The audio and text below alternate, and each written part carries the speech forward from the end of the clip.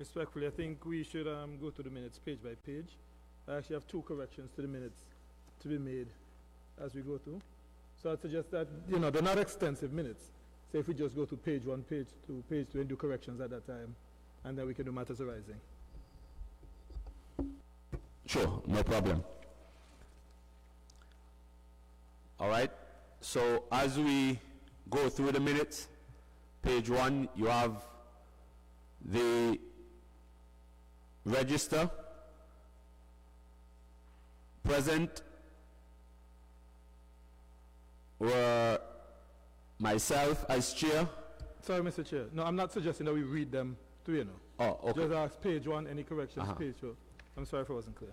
But not to read the full minutes. Okay, so we can do that. Any corrections on page 1?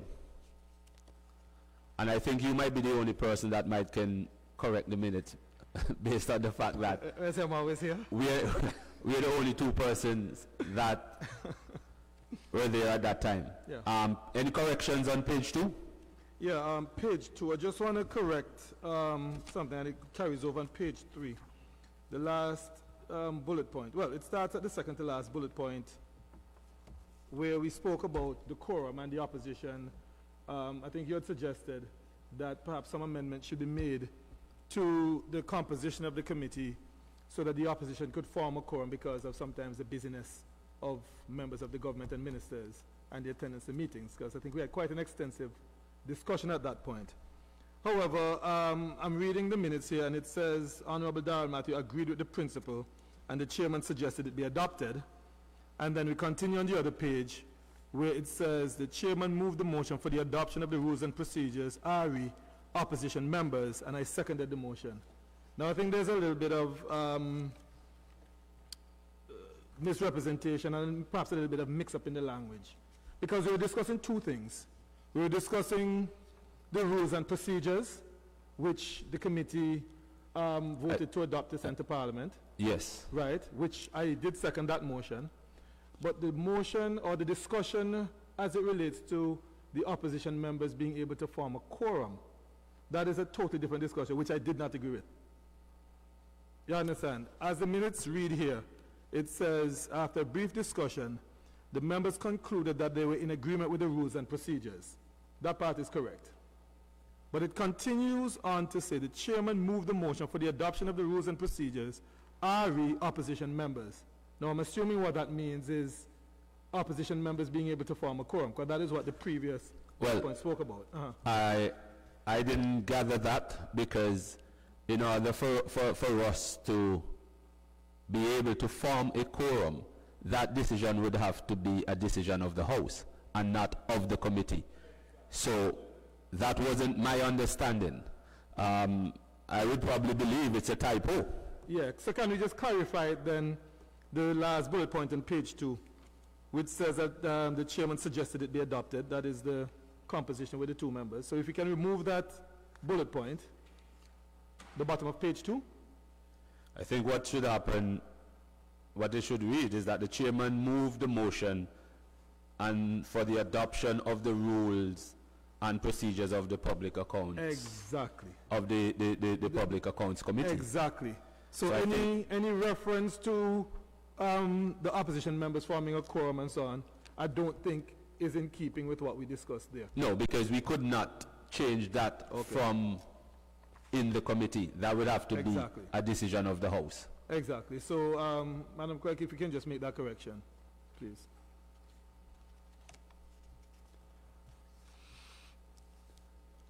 Any other correction?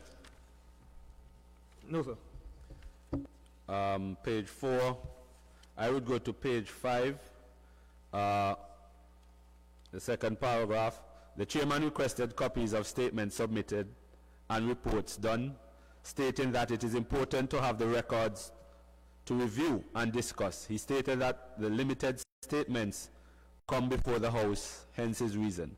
He also stated that he could not recall any statements from the Board of Education being submitted and not the Ministry of Education, because that would have fallen under the budget estimates. And there be no other correction, I move a motion to accept the corrections and to adopt the minutes as corrected. Well, I think I'm the only one that can move that motion. So move. You can second it. So it was moved and seconded that the minutes of the Public Accounts Committee held on Tuesday the 5th December 2023 be adopted As corrected. as corrected.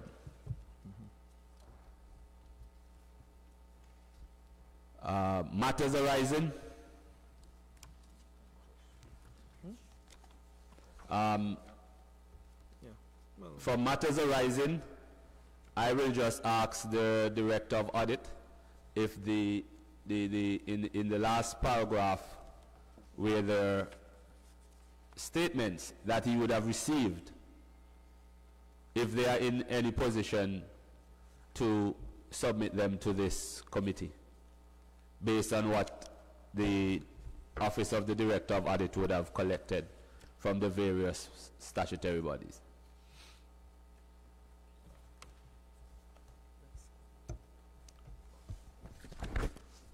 So are you speaking about the audited financial statements from statutory bodies? Yes. I have received updated, audited and unaudited statements from different statutory bodies, but they have not been submitted to the Clerk to Parliament. Could we get a timeline as to when we can have these submitted to the clerk so that the members of the committee can have them for review? Mr. Chairman, point of information, point of clarification. What statements, the period are you speaking of? For which financial year? So he's speaking based on the financial statement. At the back of the financial statement, I list for the different statutory bodies what year they audited and unaudited statements are. So basically he's talking about that. So for different statutory bodies, you have different year audited and unaudited financial statements. No, I do understand that, but under the rules of the House, these documents are also Supposed to be presented submitted to Parliament. through Parliament. So if you're saying that there's a gap, I would love to know which statutory bodies and for what year do you see these gaps?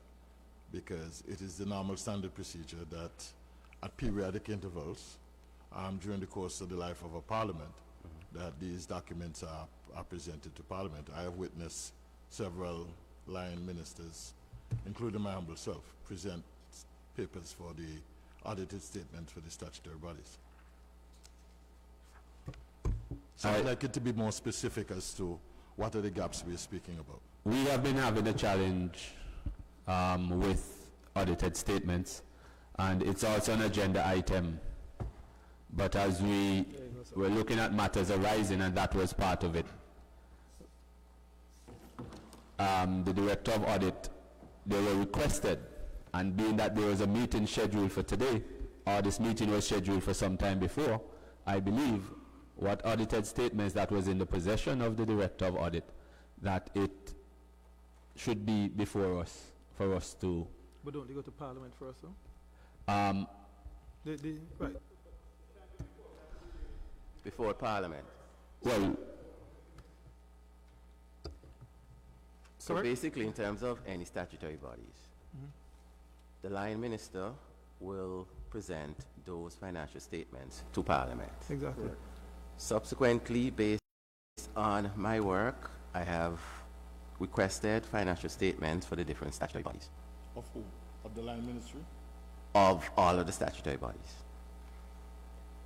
So, some of them I know have not been presented to Parliament as yet.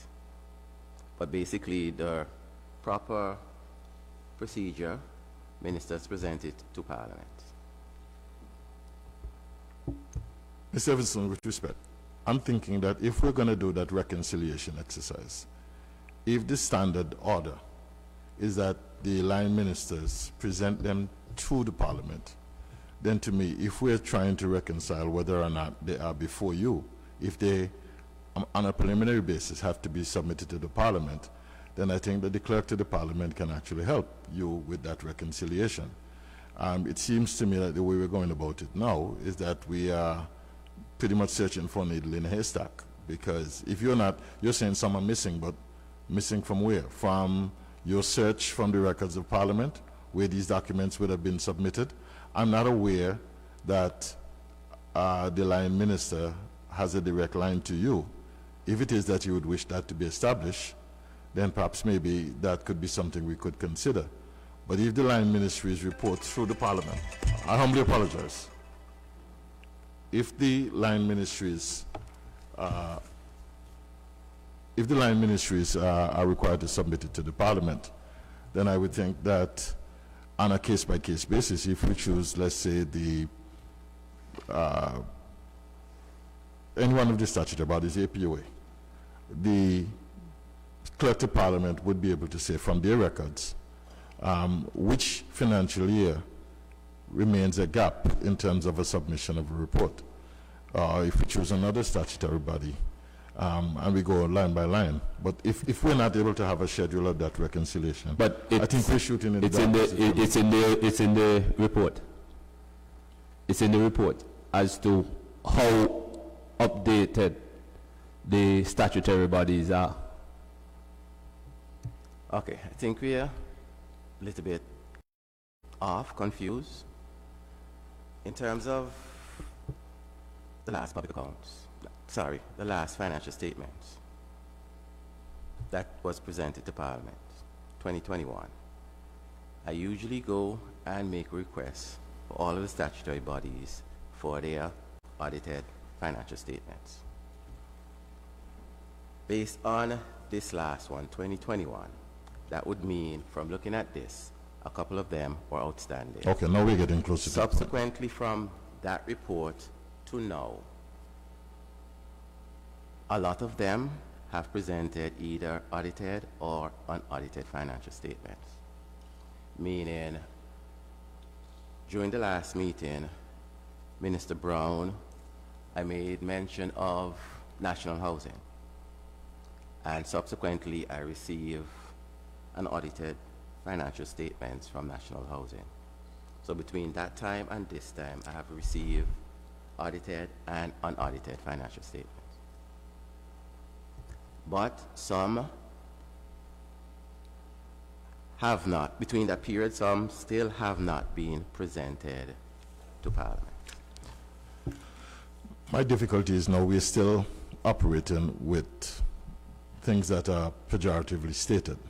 If you can say definitively, the national housing has presented for the 5 years in review 3 statements, 2 of which were audited and 1 wasn't. I mean, that is information that I think will help us here. If you're saying that the APOA did not submit an audited financial statement for the period under review, that would help us here. But some, I can do that.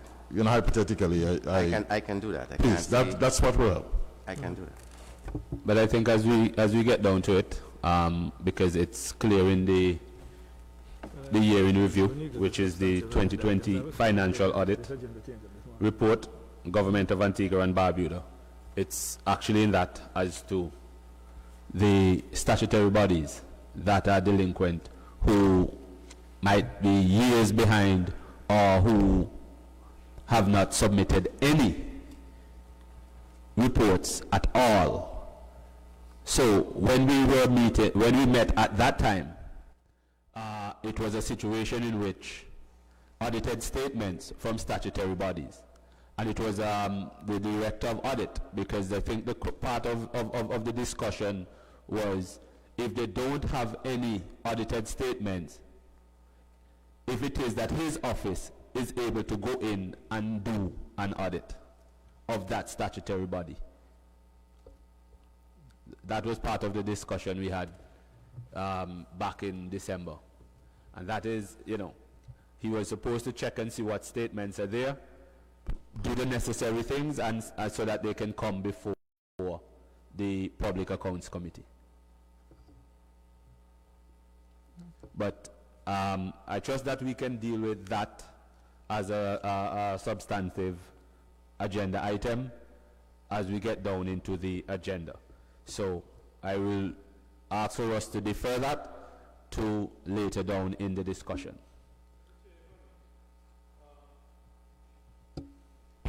If I may, sir, you're on item 6 now, substantive agenda items? Yes? We are just wrapping up item 6, so we're going to item 7, which is a substantive agenda item. No. Which we're on 6. So we're just starting 6 now. We were the discussion we're having. We're on 6. Right. But I actually wanted to intervene before, just didn't want to interrupt. Because, you know, I came here, well, I shouldn't say came here. On my way here, I opened an email with a new agenda, completely different from the one we had yesterday. I know we had some discussions before the session started, but having seen this agenda for the first time, I'm a little confused. You know, we had an agenda that had been circulated several days ago. This morning, and so when I checked my email, it's actually about 9 o'clock this morning or 8:30 this morning, the timestamp on the email that this new agenda came in. Any explanation there, sir? Yes. I trust that after the agenda was circulated and the Director of Audit would have seen the agenda, and the fact that it was an agenda that, according to the discussion we had, it could not be so extensive because we're focusing on the year in review, and the things that we're looking at must be within the year of review. Fair enough. I'm just wondering though, because I'm assuming everyone got the new agenda at the same time this morning. Am I correct? Right. Would the Director of Audit and his team have had the opportunity to prepare for the discussion today, specifically on these items? I can't speak on their behalf, I don't know. Right, but having gotten an agenda at 8:30 this morning, that was vastly different, totally different in fact, from the previous agenda. I'm just wondering if you and your teams have had the opportunity to really go through the agenda to prepare for a detailed and in-depth discussion on all of these items, given that they're on a new agenda here now. Well, I received the new agenda at the same time this morning, about 8:30, 9 o'clock. And from all of the items in number 6, we're going to be here, if we go through all of this, until about 8 o'clock tonight. I mean, this is a lot of items to deal in one meeting. But for some of the items, basically, yes, we are ready for them. But some of the other items, basically, I cannot answer. Like when you have certain things, breakdown of Ministry of Work expenditure. I mean, right now, we are doing an audit of Public Works. And I do not expect that audit to finish for the next couple of months. And based on the fact that we're doing it, I would not provide any information right now in terms of what we're doing in terms of the audit. And in terms of a breakdown of the expenditure, it would take time to get to the expenditure for all of these in respect to Public Works. So, like maybe 2 of the items, yes, but the others, no. When you talk about the statutory bodies, we discussed certain things about that before. So if we say about like Social Security, I can talk of certain issues in terms of they provided a managerial account. NAMCO, I can basically talk about that because actually we are the one who audit NAMCO for 17, 18, 19, and 20. For the Development Bank, got the audited statement for that. And we can go down the list in terms of the statutory bodies. Just before you go down the list, Mr. Evans, through Mr. Chair, I just wanted to say I've been on this Public Accounts Committee for the last umpteen years, and I'm not impressed at all coming to these meetings to talk, right? I'm of the view, Mr. Chair, that yourself and the Director of Audit has to work together on an agenda. And when we get here, we have information. So if I'm going to look at the audited statements, or the last one for the financial year, fiscal year 2020, right? I want to have a document, like when I go to Parliament, reviewing stuff, not just talking to you about numbers and accounts. Because at the end of the day, the Constitution mandates this committee to review these things.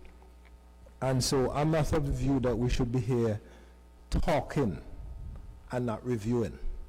I came here, there's nothing before me except an agenda and the minutes. I don't work like that. I run a company myself, and I don't work like that. So, Mr. Chair, through you, if we're going to have meaningful discussions as per what Section 98 of the Constitution mandates, the Director of Audit and his team, along with yourself, must provide this committee with the information in terms of circulated documents. Because, Mrs. Chair, we can be asking you questions, which would be very good. But for me personally, I want to be able to follow what we're talking about. All right? And so when you review documents, it's important that you have them. If they're not available, then that's a different matter. Right? Now we're looking at the agenda, item number 6, speaking to several issues you just mentioned. I haven't reviewed it because I just saw the agenda myself. Right? But I heard you mention Social Security and all that kind of stuff.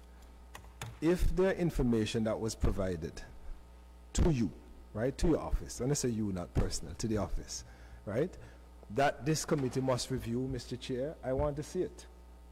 I personally want to see it. If they're managerial accounts, audited accounts, unaudited accounts, whatever accounts is mentioned as an agenda item, it doesn't matter if the documents are stacked high like this. I think it's important either for them to be summarized or for something to be presented to us. All right? Because you rightly said we can be here until 9 o'clock talking. Where does that get us? And how does the Parliament records exactly what we're talking about without information? All right? I'm just talking from experience sitting on this committee. It has been a waste of my time coming to these meetings talking without any substantive information. Thank you, Mr. Chair. And before you go any further, for previous meeting, exactly what you said have happened before. When we were there discussing a particular financial year, I will have a breakdown and say that the committee should look at point A, point B, point C, point D, point E, go all the way down. This wasn't done for this meeting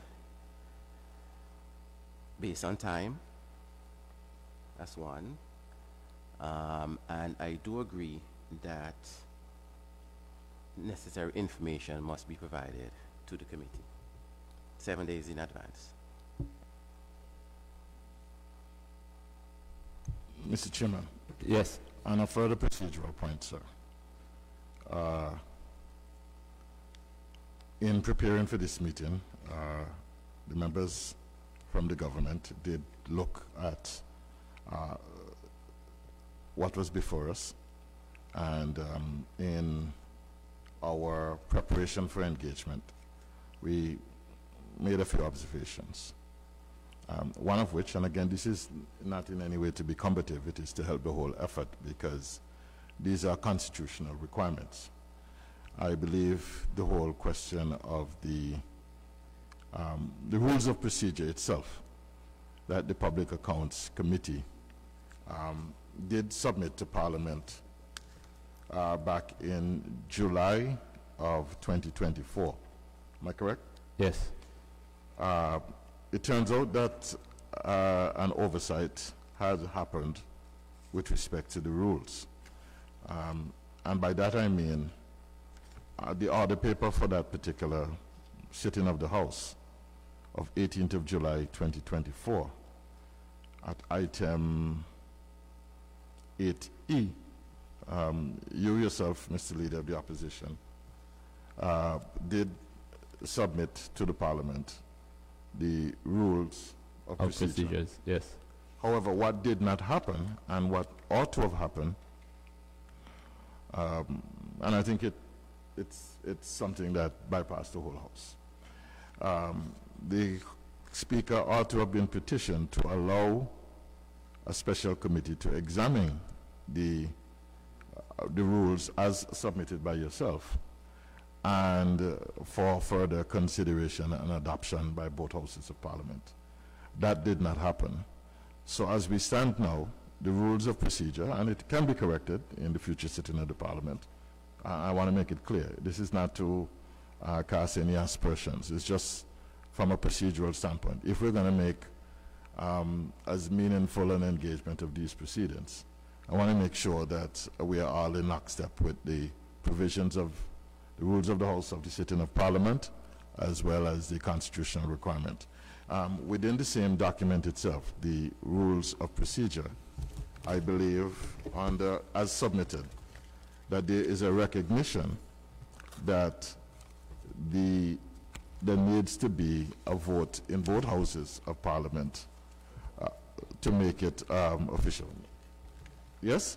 And that did not happen. So it's a matter that at the future sitting of the House, Mr. Chairman, I would suggest that you ask the House as well to convene that special committee of the House to review the rules as you have submitted, and so that the House could give its full consideration and passage.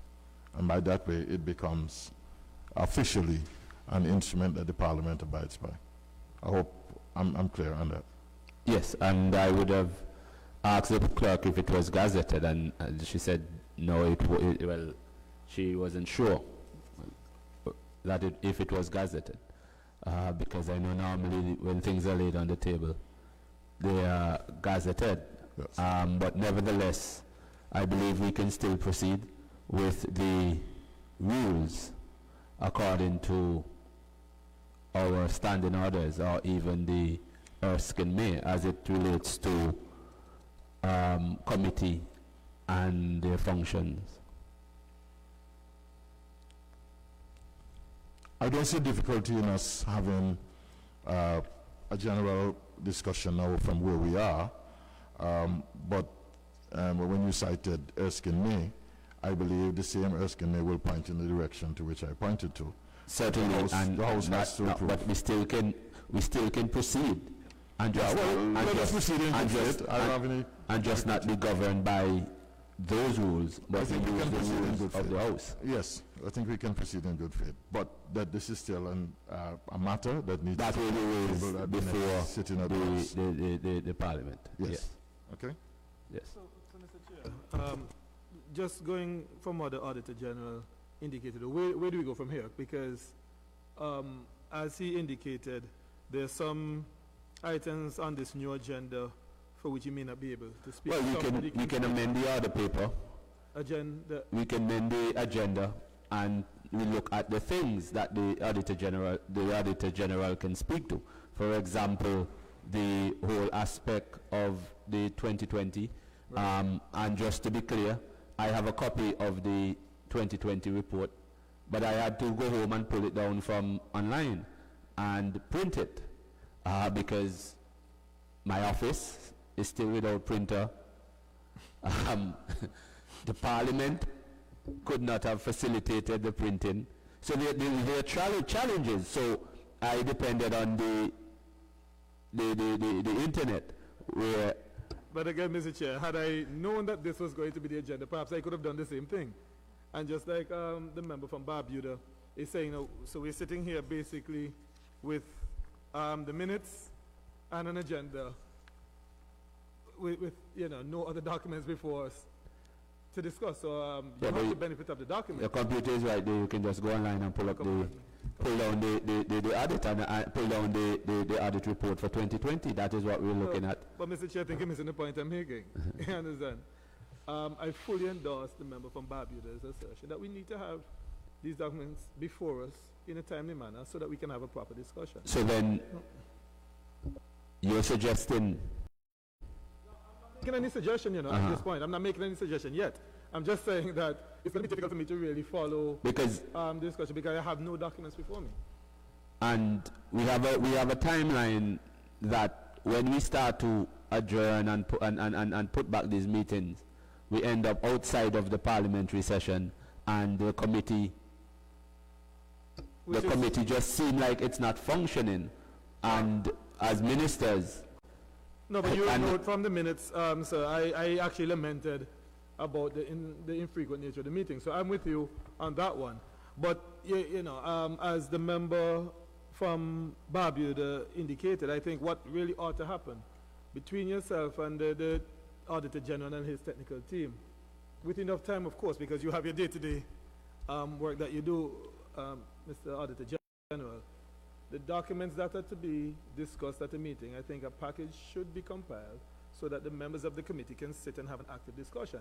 Additionally, setting the agenda for that meeting should probably also be done at that point in time, because given the items that are to be discussed, between yourself and the Auditor General, you would know whether or not we will have even enough time to go through the items. Now, my understanding of the discussions that are to take place of the Public Accounts Committee is not necessarily to discuss, for example, the entire audited account, audited financials for a given year for an entity like, say, Social Security. What is discussed, and I stand to be corrected, is if there are issues that your team, Mr. Auditor General, have identified in the financials, in the audited financials, that raise your eyebrows or for which you have some concern, those are documented and those are the issues that are discussed. Am I correct, sir? but the Auditor General is not the one that highlight the things that we discuss at Public Accounts Committee meeting. It's from reviewing the financials, and we come here and we raise and ask the technicians the question. No, but in terms of the public accounts, as I said before, like as I was saying before, answering to Minister Walker,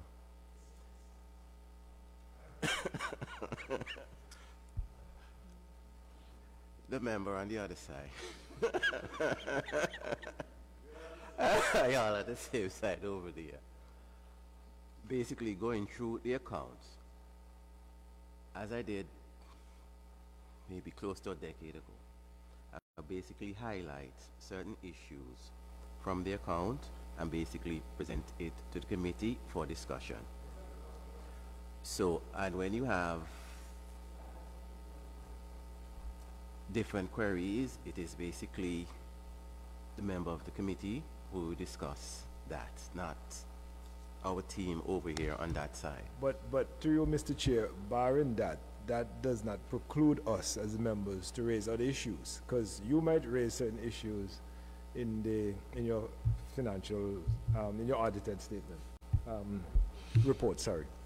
But there might be other issues that I would pick up, for example, that I would need to ask you, Correct. that we can also discuss here. So it's not just limited to the things that you would have highlighted, Yes. right? And if I can't answer- Mainly that those would be some of the issues, but major issues. Yes. Right? So we received the report, reviewed the report, there's certain things that you would have recommended, highlighted, et cetera, and then we discuss them here, and then put you on the stand to deal with certain things, because you're the El Jefe of government's accounts in terms of auditing, Yes. all right?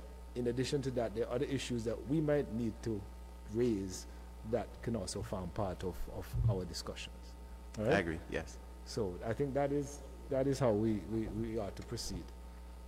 Mr. Chair, I raised an issue in the Parliament several years ago, which I found, and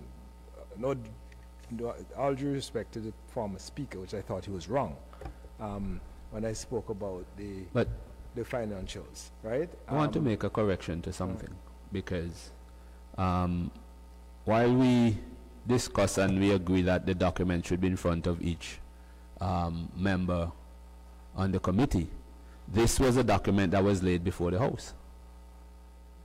So we all should be in possession of a copy of the 2020 audit report.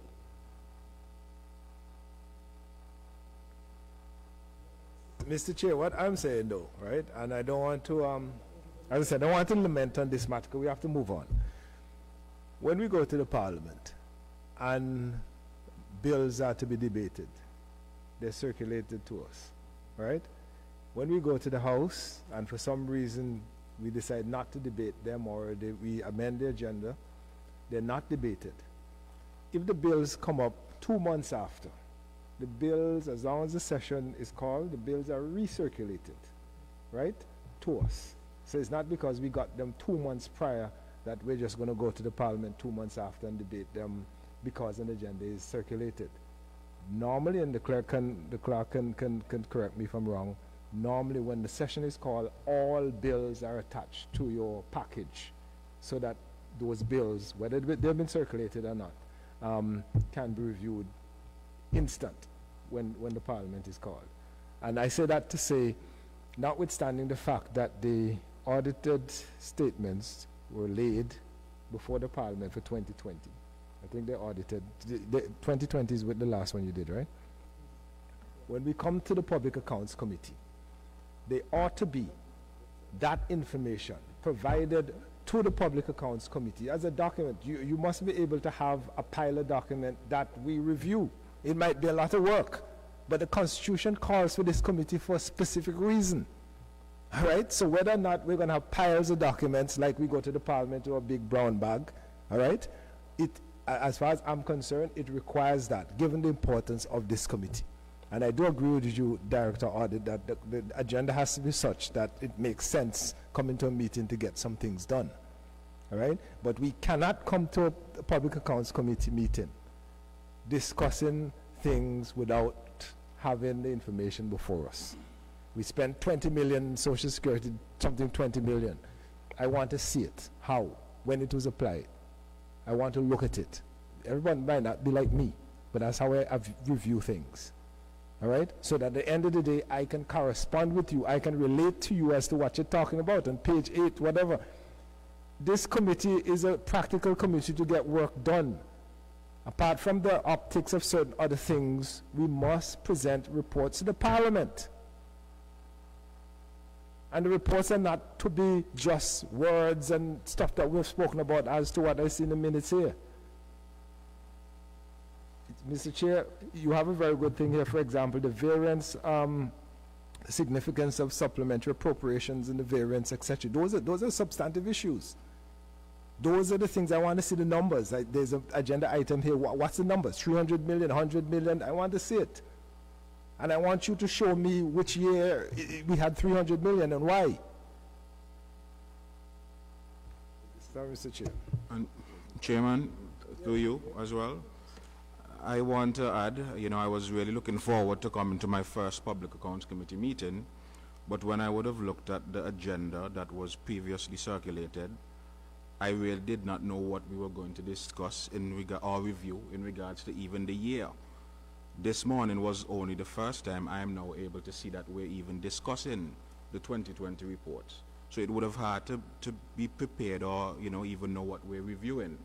So for the future, I think it would really help to get the agenda out early, know exactly what we will be discussing, submit it to the Auditor General, and as they say, plan together for what we're discussing when we're coming here. So we're not just coming here to go over stuff that we really don't know.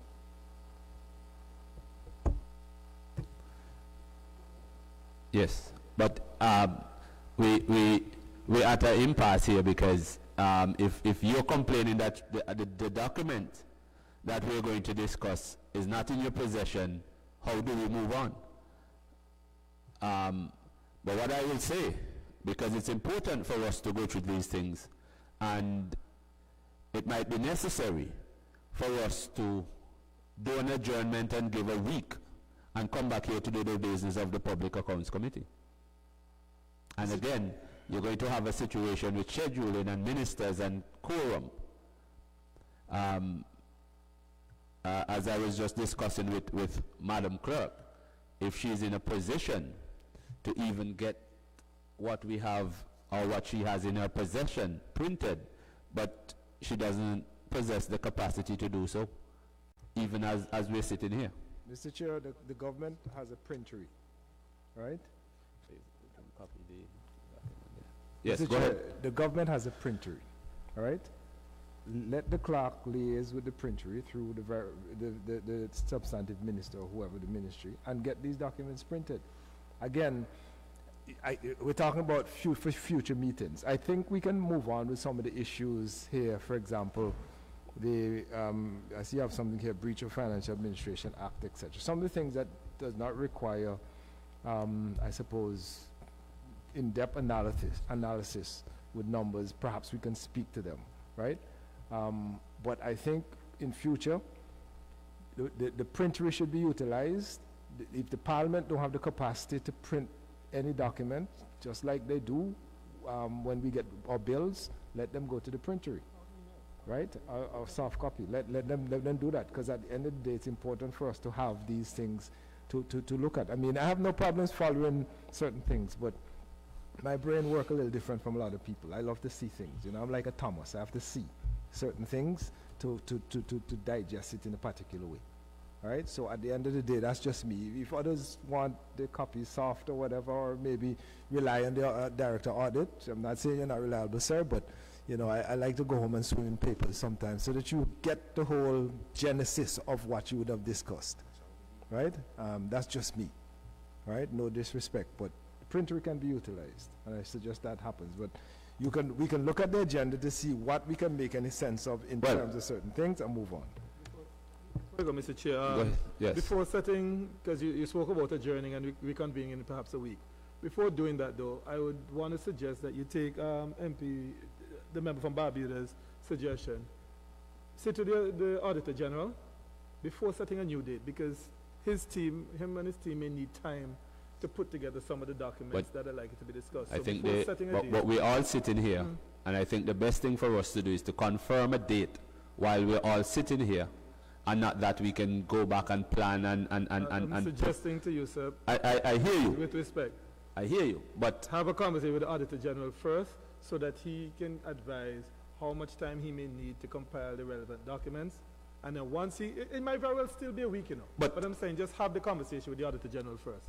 And then we can look at our schedules as well to see exactly how we can find a time that best works for everybody involved.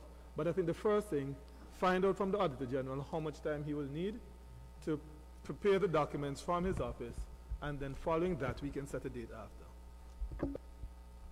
I think it's pretty straightforward. When we look at the agenda, if we're looking at the accounts of 2020, and we're focusing on 2020, that can be the substantive agenda item, and we set a time now to discuss the 2020, and if we have to adjourn for some reason, we adjourn to a new date. But I don't want us to leave and have it in limbo as to when is the next meeting. I want us to, even as the committee is sitting now, we agree on fixed days that we have meetings, and then we can always adjust a day or two. So you're suggesting that the only substantive item, or the only item that you would want to have discussed at the next meeting would be the 2020 financials? That's the only item? No, there are other things that can happen. Right. So but again, but that's exactly you have when you look at the 2020, it's going to take us back to 2017, 2018, and so to compare. So it's not going to be a situation in which you're going to come and you're going to run through that agenda item in 5-10 minutes. But again, you're making my point. That is exactly what I'm suggesting.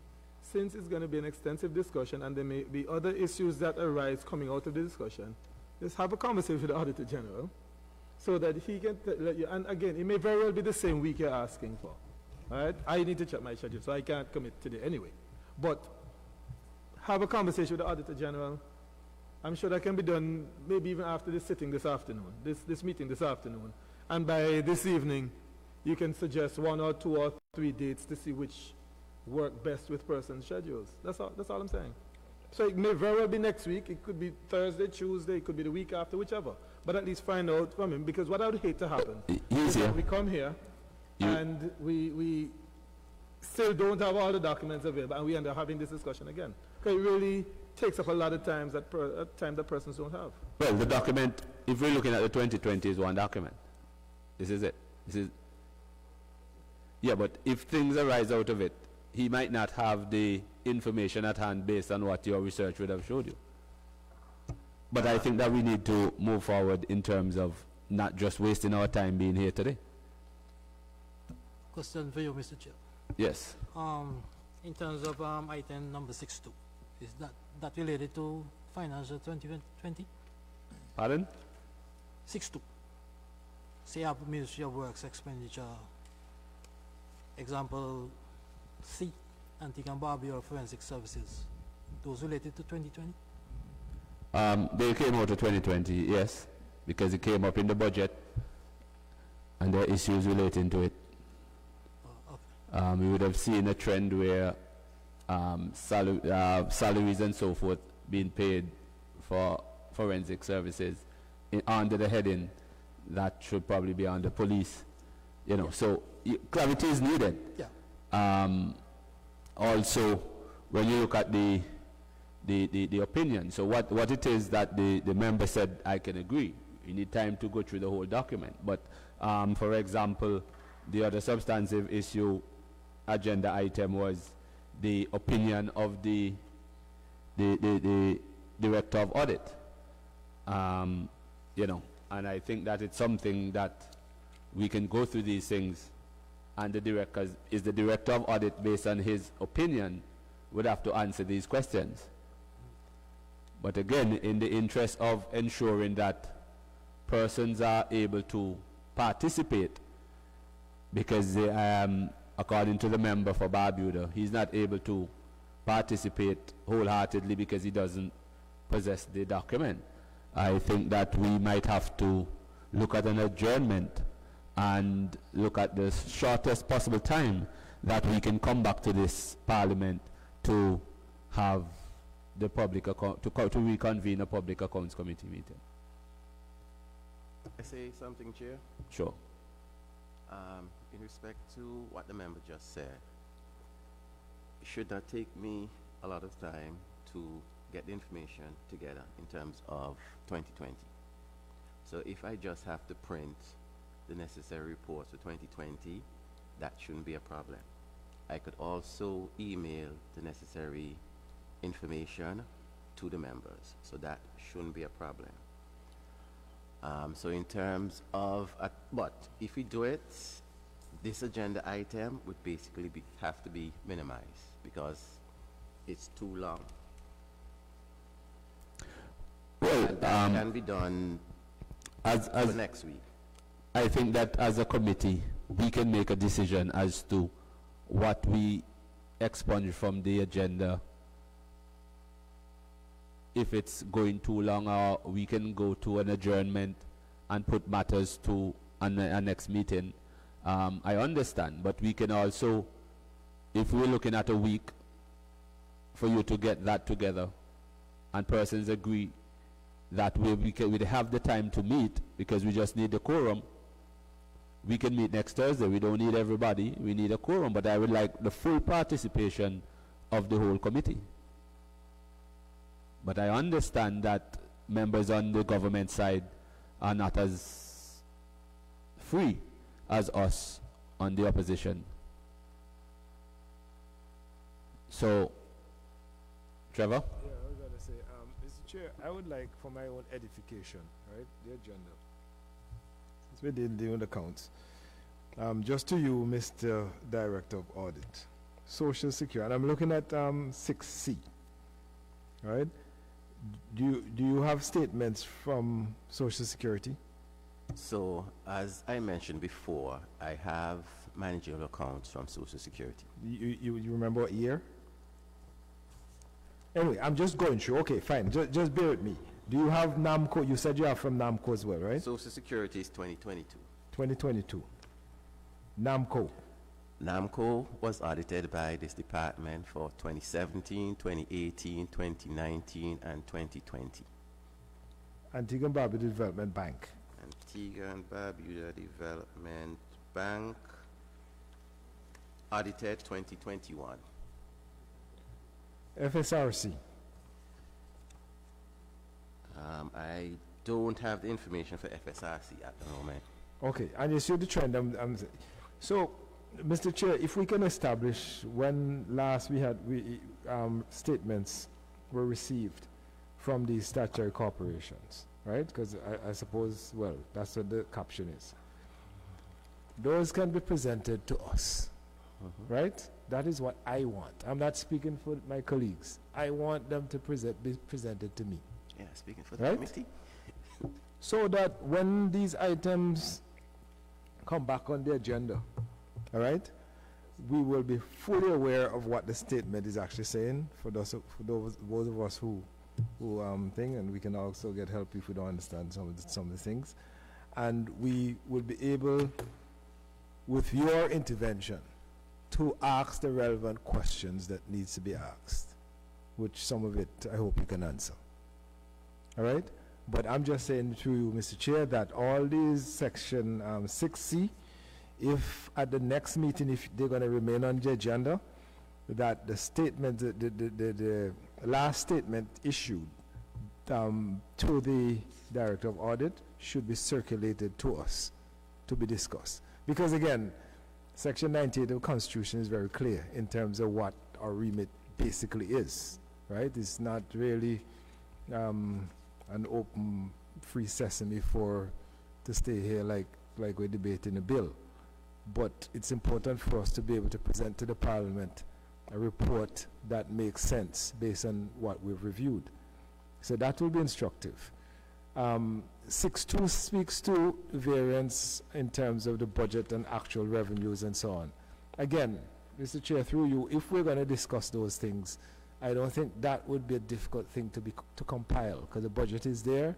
It depends what actuals we're looking at, because actuals are normally 2 years prior or whatever, based on how they reviewed. If that is what we're doing, it's simple, a little summary. Bring it to the Parliament so that we can see what those numbers are. And it's important that we have those. Those numbers are in the same document. So if you want to do it like that, in terms of and again, no disrespect again, Mr. Director of Audit. I'm a very critical guy. I mean, when we were in the Parliament, it was mentioned by the Minister of Finance that your report, annual report, let me paraphrase, is very monotonous. All right? And you know what that means, right? However that is done, whether it's just a situation that works that way or not. All right? So, and that is why I said it's important for us to look at numbers, because if you compare your reports, 2018, 19, and 20. 17. You just start from 17. Well, I just use the last three. The actual recommendations haven't changed at all. If I can be lucid, as according to somebody else, they're the same. All right? So I know that. So apart from looking at your report, understanding what you're saying, it is important for us to look at the numbers themselves to see why you're saying that and why you say the same thing every year. All right?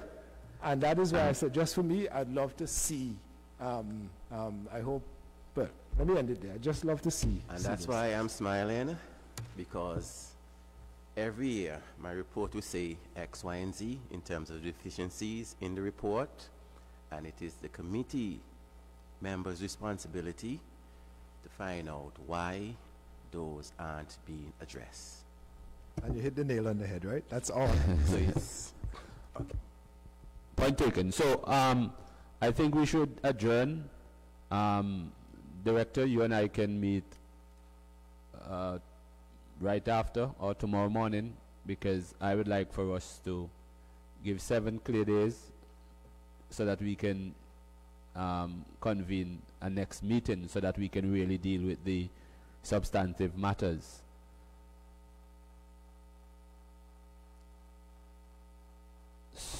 Mr. Chairman, I accept what you're going to ask the House to consider now, which is adjournment. But I still would like all of us to leave here being clear on one point, that the provisions in the Constitution requires us to work in tandem with the report from the Auditor General. That's where our inquiry, the audit report is presented to us for whatever year, and all of the issues that come from that, whether or not we find statutory bodies compliant or not. But I would also suggest and recommend that we do not bite off more than we can chew at any one meeting, for us to be able to attempt to do 4 audit reports. I would think that you have the public's attention, you have the attention of the Parliament. I would say that to call these proceedings to order. There's another thing that I would strongly recommend, and I think I've said so to you in the precincts of the Parliament before. Given the fact that you have recognized that ministers of government do often have travel and other engagement that may make us unavailable, we could, while we still have to comply with the formality of the proceedings of the Parliament by working through the clerk, etc., if it is that we're looking for that sweet spot, that time in the agenda of ministers, you and I know that, you know, in terms of matters of politics, we have adversarial relations. It doesn't mean that you're not, that you're my enemy. It means in the process of politics, there are adversarial positions that we take up from time to time. But when we have to collaborate, when we have to collaborate, sir, with humble respect, I mean, we have technologies that allow us to use different ways of communicating. I looked at my own schedule to the end of the year, and I find it compelling that I had to do that, to look upon the different statutory meetings that I have to attend, regionally and internationally. And so I can tell you I've already had an outlook to the end of the year and know how many of those meetings that I have to make. So in terms of finding that sweet time within our respective agenda, we don't always have to go about it a long way. Sometimes we can publish a date, even in a WhatsApp group, let me just use that, and to say, listen, how does this work for you? And you can get the commitment from any member of the House, and we go about it on a rotation until we find that ideal time, and then the date is set. The last time you attempted to call a meeting, I think ministerial schedule was already done, so it turns out that the two ministers to my right had traveled and were unavailable. The member from Barbuda indicated the day before the meeting, the scheduled meeting, that he was unavailable. Whereupon I was in cabinet the day when I got the notice from the clerk that there was going to be no quorum, so the meeting could not be held. So there was no reason for me to communicate anything else. I was available and was willing to attend at the last sitting, only to be told the day before the meeting that there was no quorum. And of course, that went into the public media that I did not bother to respond. There was no need for me to respond because the clerk had already indicated that there would be no sitting. My contention here is that we can achieve the collaboration that you're looking for and then your office needs. And we humbly submit to the requirement for your office to call these meetings from periodic intervals. We are all subordinate to the provisions of the Constitution. So I want to give you the assurance, sir, that from the government side, each of us as ministers, though we have busy schedules, we want to give you the benefit of the available time to meet, but just suggest that we find a way of doing it in a much tighter manner than you have deployed so far. Member, I hear your point. So that when, it's a fine point, so that when the date of July 3rd was set at the last meeting, the aborted meeting, it was done blindly. It so happens that, fortunately for all of us, we're each on the ground today. But you could have had a situation where 2 or 3 ministers might have had a schedule as well that would have taken us away. So you'd set the meeting without consideration of what the minister's schedule is. And I'm just saying, next time, if we're going to go for a day next week, because it's urgent now that we put matters in place, I like the way things are going and that we are coming familiar with now with the methods of procedure that we have to use to be able to get the business done. But again, when we're setting the schedule, just bear that in mind. It's my humble suggestion to you, sir. Yeah, Chairman, just before you answer, I just want to... Anthony, Honorable Member for Alton West. I just wanted to agree as well that we really need better coordination for these meetings. I have so far been a part of 2 select committees from the Parliament, and when we're calling these meetings, what would normally happen is the office would call around just to ask on our availability, and we have been able to have these meetings simply because of better coordination. I think when we have a situation where, you know, we just see that the date is announced without any coordination, we stand to have issues like what we had last time. And if we could remember, we had a meeting, I think it was scheduled for May.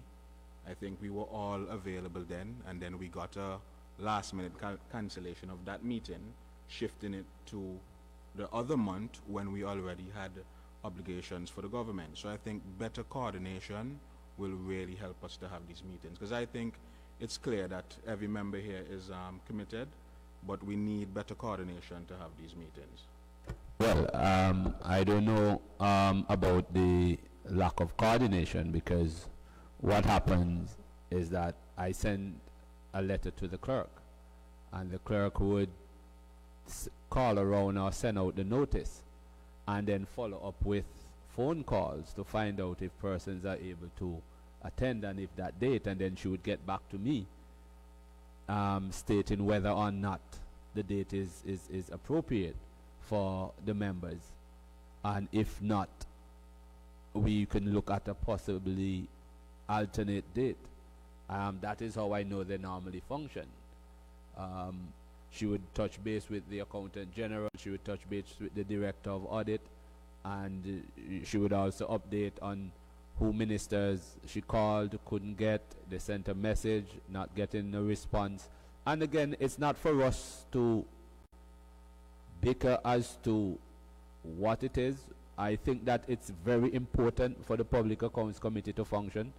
And again, the suggestion by the Honorable Member for City East in terms of utilizing the technological space is one that I'm not opposed to it. However, because we have not had that structure within the Public Accounts Committee, I believe if we can develop that structure, then we can move into these meetings where we are continuing the work and not trying to start the work.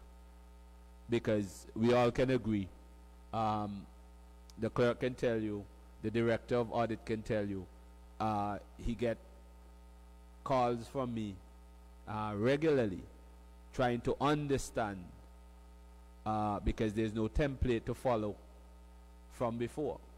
So sometimes it's difficult for us to figure it out, and I know that the advisor to the clerk would have to sometimes call colleagues over in Trinidad to find out if this is possible and that is possible, because again, we realize that it's important and we want to get it going. It's not a if but now maybe, and I must say that the accountant general, the director of audit, they're always willing and ready for meetings, and I think that it's on our end that we need to tighten up anything that we are having challenges with. So with no further discussion on the matter, I think that we can adjourn this meeting tentatively to Thursday of next week, pending the discussion with the director of audit. Same time. So I move a motion for adjournment, and the 10th, Thursday the 10th of July, and my apologies, I have graduation the 10th and I can't make it on the 10th. That don't mean the meeting shouldn't go on, but I cannot reschedule that. I have a graduation next week, Thursday, I think it is, Thursday? Yeah, in Barbuda. so the following Tuesday, and the minister can check their schedules. We need, all right, so again, Madam Clerk, no, it won't be the 8th. The Chair? following Tuesday. Mr. Chair, Ah, yes. I want to, I see the dilemma that you're going to have, and I believe that sometimes you have to go with identifying whether you can feel the quorum within all the schedules. I think today is all the stars aligned when all 5 members are here.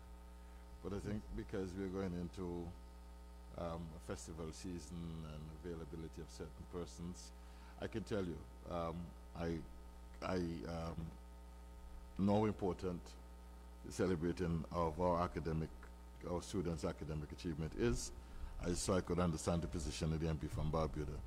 But I can tell you the following Tuesday I will be out of Ireland and government business. So, and the following Tuesday I will still be out of office and further government business. So that's going to take me out. I'm available next Thursday. He isn't. Once we have a quorum, You may have to we look go at with the next, quorum. we go with the 10th. Yes.